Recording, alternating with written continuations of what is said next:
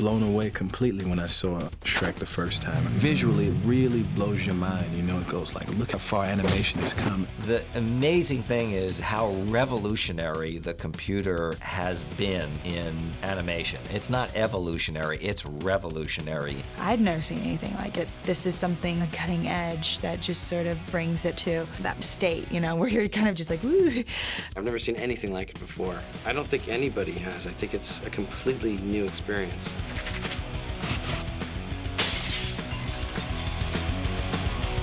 Shrek, the highly audacious animated comedy from PDI DreamWorks, takes all the elements of the classic fairy tale, throws them in a blender, and mixes them inside out and upside down.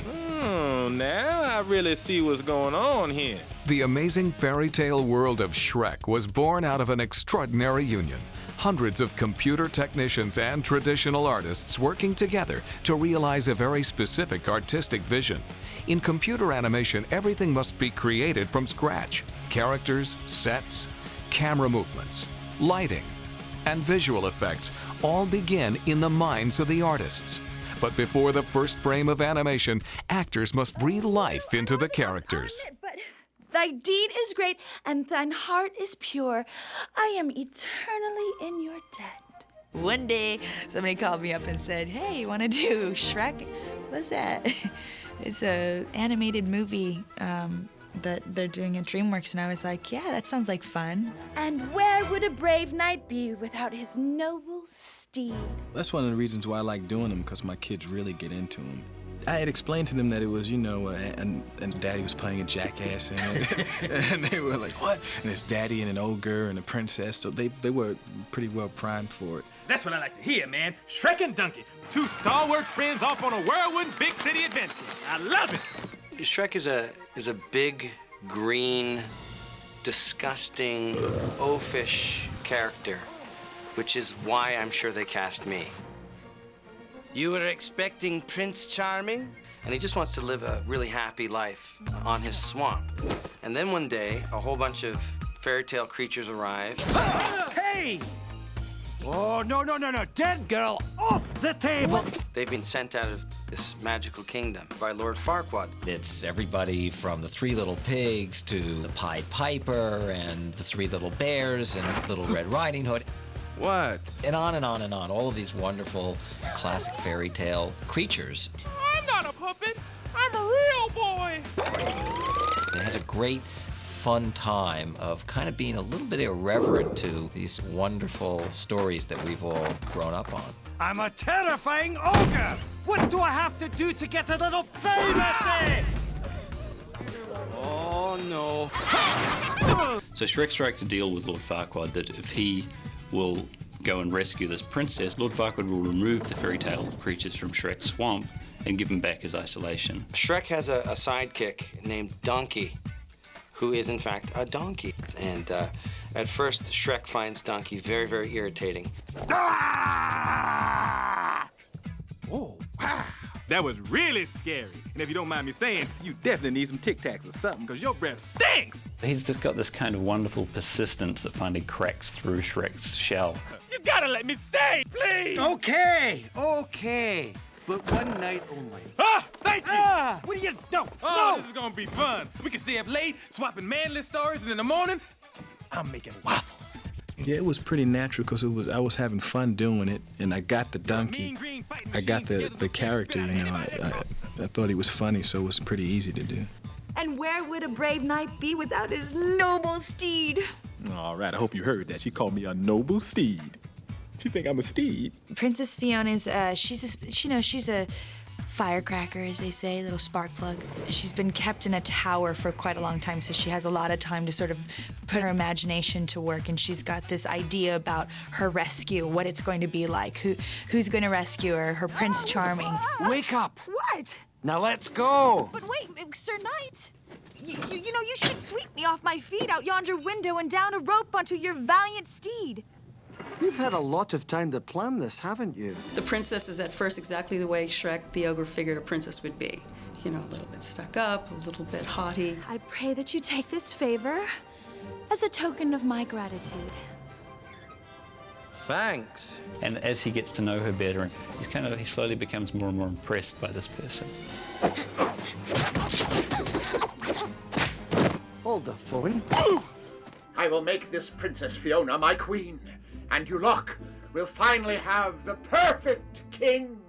Captain, assemble your finest men. We're going to have a tournament. John has got such an incredible repertoire of characters that he has done over the years, and he is just an incredibly gifted actor. And John as a villain in a comedy is a riot. Run, run, run as fast as you can. You can't catch me. I'm the gingerbread man. You're a monster.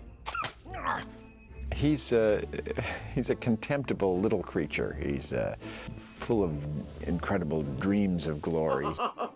Is this not the most perfect kingdom? He's put up all these appearances, and he's supposed to be Prince Charming, and he's a conniving, devious short man. I've tried to be fair to you creatures. Now my patience has reached its end. Tell me, or I'll... No, not the buttons! Not my gumdrop buttons! All right then, who's hiding them? He's super inflated. He's a sort of walking embodiment of overcompensation. That must be Lord Farquaad's castle. Do you think maybe he's compensating for something?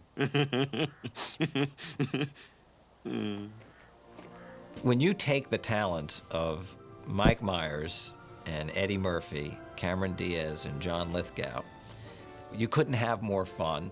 And just because of the comic genius of all of them, you can't get more outrageous. So, do you want to go back to 3? Yeah, let's do one more. It's 3 where you drop it down at the end. 3, take 2. Not really, no. What's that now? Oh, sorry. That's the line. I thought you were commenting on my performance. What do you think of that? Not really, no. No. I didn't know what to expect. I had no idea. I never knew anything about the process. They said Eddie Murphy and Mike Myers were going to be in the movie, so I expected to sort of walk into a room with the two guys there and us be like, doing our lines off one another. And instead I got a storyboard and a pointer stick. Sort of running across the bottom in dialogue and explaining to me, and I was like, oh, okay, I get this is a different process. So just kind of act yourself through it, and then Right. get to, and then you'll have full breath and everything for that. Okay, good. Thy deed is great, and thine heart is pure. I didn't have anything in my headphones. The actors who perform are in a curious little bubble. We're in an isolation booth. We only see it from our own peculiar little angle. In fact, in the whole course of this project, I'll never even lay eyes on Eddie Murphy or Mike or Cameron. We have dialogues together, and we end up in very intimate contact with each other, at least our voices do, in the film. What kind of knight are you? One of a kind. What kind of knight are you? One of a kind. Yeah, it's kind of interesting. First of all, it takes a long time. It's kind of like doing a movie and then sending it out to space, and then 100 years later, an alien comes by and said, I saw it, it was pretty good. Pretty good. Doing something like this, it's more collaborative than when I'm just, it's just me and what I would do with my body and my face and my approach to a scene. And I found that the director and the people involved are really specific about what they want, so they kind of talk you through things. Yeah, really, try one, just go a bit over the top, really upset with yourself. Really upset that you're still afraid of the dark, that you haven't conquered that fear. Well, don't feel bad, Princess. I used to be afraid of the dark, too, until... Hey, no, wait. I'm still afraid of the dark. And then you see that, them draw, how they wanted your voice to go because he was a little more this in the scene. He was a little more angry or he was a little scared. See that come out, They've got a terrific shorthand, and they're very good at talking to actors. They do videotape you as you work, but they say that no one's going to ever see them. And I have that in writing, I think. The animators love to watch Cameron Diaz. What? You did it! You rescued me! You're amazing! You're wonderful! You're... A little unorthodox, I'll admit. They take that and they sort of use that as a guidelines to sort of get some gestures of, when you're screaming or moving around. it's just so helpful because sometimes it's not so much about the body language, because when they're doing recording, most of the time they're just standing there looking at a piece of paper. But it's the detail of the face. Whatever was going on their faces while they were talking is so special. Let me put it this way, Princess. Men of Farquaad's stature are in short supply. Short. Okay. Good, that's the one. The animators took a lot of what I actually look like and put it on the screen. In actuality, I am green. My ears do stick out. I am 6'4". This has taken 4 hours worth of makeup to look like this. Usually I'm covered in, pimples. Hairs grow out of weird spots. There's a slight sheen to my countenance. Yes, I use the word countenance. And I'm bald. Yeah. And it's like you're like, oh, hey, this is kind of cool. You don't have to like worry about what you look like or what you're doing. You're just sort of screaming and having fun and laughing, and So it was actually really fun and freeing, and I enjoyed it a lot. While the actors voiced their characters over a period of 3 years, a parallel process was taking place in animation, where Shrek's world was brought to life visually. First of all, we gather an art department and discuss with the directors, producers, and by working closely all together as a team, we come up with the look of the movie. Well, the story artists are given script pages, and the artists go away and draw all their panels, they pin them up, and they pitch them to the directors for approval. Yours for the rescuing, Princess Fiona. And once they're sort of approved, they go to the editorial process. Everything starts in editorial. So Sim gets the boards and puts them together and gives them the pace and the tone and the sound effects. Then it goes into production. Ogres are like onions. They stink? Yes. No. Layout is its first step of the film's process into 3 dimensions. And so what I do is work with the directors and my layout crew, and we start blocking out in 3D very simple characters and simple sets. Animating means putting in all the details and actually maybe start working on the facial animation, and then overlapping action, follow through, and also all the details, make sure the weight is at the right place. I was forbidden from meeting the animators, actually. I was told that they're the mole people and that they never see the light of day. At the same time, other departments are working on subtle lighting, complicated visual effects, and texturing of the images.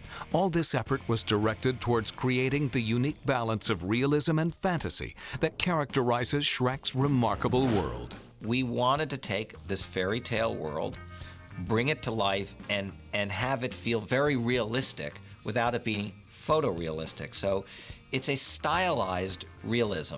You just can't believe what you're watching, and it's a completely amazing universe full of these storybook colors, but everything has weight to it and everything's 3-dimensional, and it's really exciting.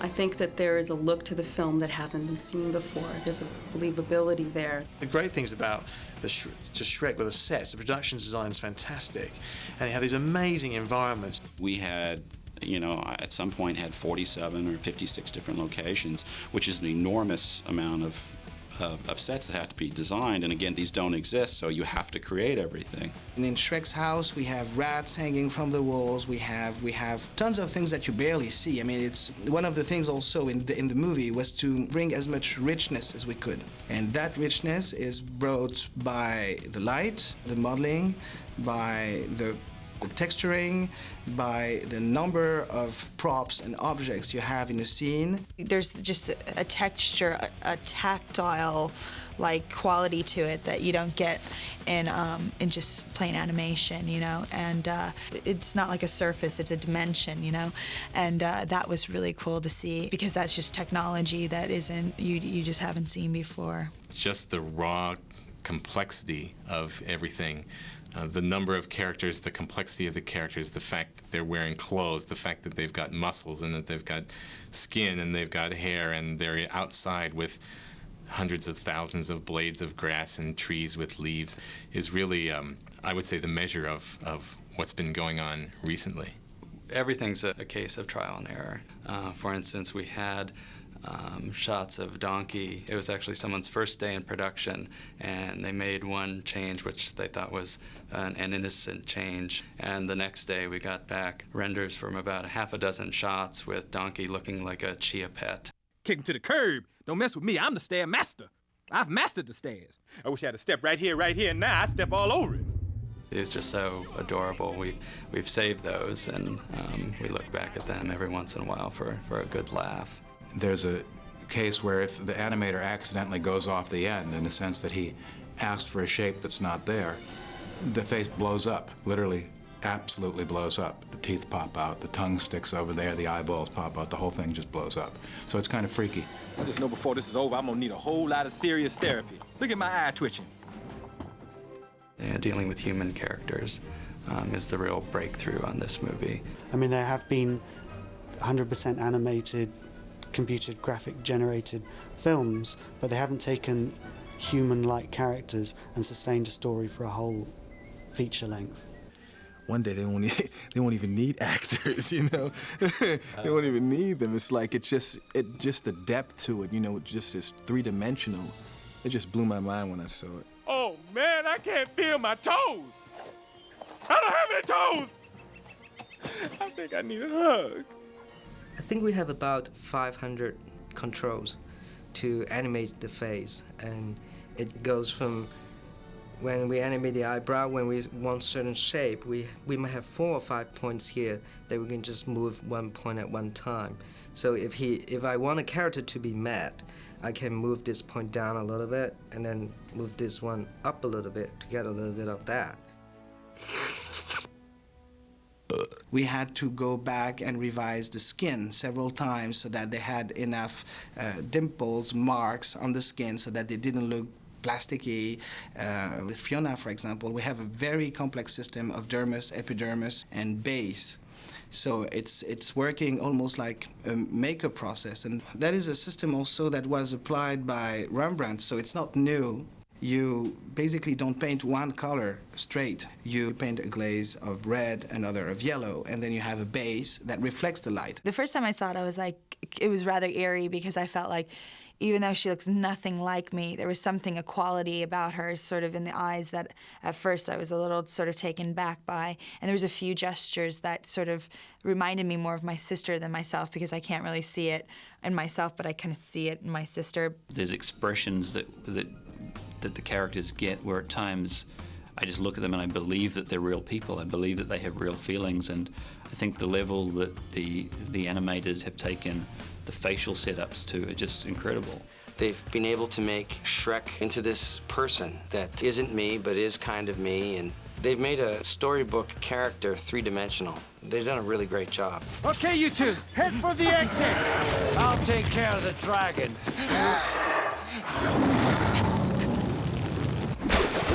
Water, fire, mud. These are like the most difficult elements to bring to life in an animated movie, to actually create them and make them believable and plausible. Stuff that we see all the time and obviously take for granted, but in CG is a whole nother story. And to make it believable, and not photoreal, because again, it's not what the story called for, but to make it believable as part of the world that we're creating. Oh, you can't tell me you're afraid of heights. No, I'm just a little uncomfortable about being on a rickety bridge over a boiling lake of lava. Having the Dragon's Keep surrounded by a moat of lava was a choice to make it, that much more threatening and imposing. Just keep moving, and don't look down. Shrek, I'm looking down! To do the lava, we created spurts that would look interesting, and then on the surface of the lava is what we call a height field, which is basically a grid that you make go up and down in certain places, and that gives you a fluid-like looking surface. And then we brought it into some programs that we have in order to make the texture on the top feel like it's swirling around. My favorite moment in the movie is the moment where Shrek and Donkey save Fiona from the castle and they're being chased by the dragon. Hi, princess! It talks! Yeah, it's getting them to shut up, that's the trick! The animation is amazing. You see them being chased by this big ball of fire, and every turn in this movie is amazing because there's a new visual effect that just blows your mind. The fire on Shrek is, for the most part, CG. In this sequence, the fire it's almost a character itself as far as needing to, move through the scene and interact with the characters. Basically, we started off with just a very simple ball, and we just animated the ball at the camera to get the timing right, and they started building their effects on top of that timing. So we would then, we'd have a simplified bunch of triangles just fly out at you, and then it would get slightly more blobby and more detailed, and then finally you see in lighting, you see an amazing effect coming out at you straight at your face.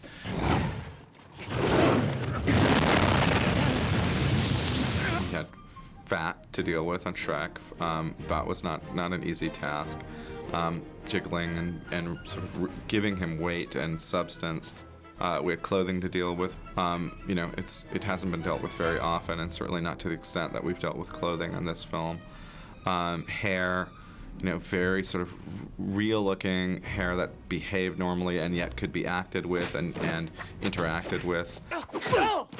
The environments, we wanted to bring them to life and make them much richer and lusher and real. The dust in the air, the leaves moving in the trees, the wind in the grass, the footsteps, the very precise lighting. It's a very intricate process, and it requires all the talent of everybody. The thing that's fun of working on this is not the technology or the techniques that we use, but it's the actual film itself, and entertaining the audience and making them laugh is the important thing. From storyboards to voiceover and animation to final render, the process of creating the magical storybook world of Shrek involved a lot of time, a lot of talent, and a little bit of magic of its own. You might have seen a housefly, maybe even a superfly, but I bet you ain't never seen a donkey fly. It's such a complex process. Everything is so intricate, effects-wise, lighting-wise, modeling-wise, that it's a mix of an incredible team of talent. The movie, as you see it, is far beyond our wildest dreams. Shrek is such a brilliant character. It was a wonderful idea to take that and expand it into something which can be a great classic. I think the story itself just has a great message of saying how important it is to sort of not judge people for the way that they look, but to see people for who they truly are. Oh, that's beautiful.